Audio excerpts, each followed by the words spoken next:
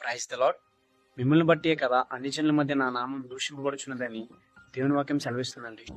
మరి ఈ రోజుల్లో క్రైస్తవులు అని చెప్పుకుంటూ అనేక మందిని క్రీస్తు వైపు త్రిప్పేవారిగా కాక అన్ని జనుల్లో కలిసిపోయి వాళ్ళ ఆచారాలు పండుగలు అభ్యసిస్తూ వాళ్ళలో కలిసిపోయేవారు చాలా మంది లేకపోలేదండి. మనము క్రీస్తు వైపు వాళ్ళని త్రిప్పాలండి. మనం కలిసిపోతే ఎలా? మనం ఆలోచించలేకపోతున్నాం.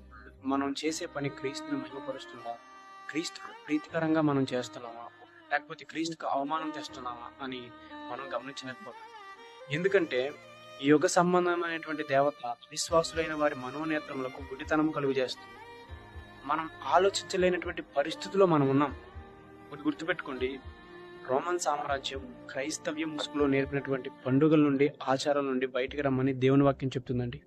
అలాగే దేవుడు మనకి చెప్పనివి, శిష్యులు మనకు బోధించినవి మనము జరిగిస్తే పరలోక రాజ్యం బయట ఉంటామని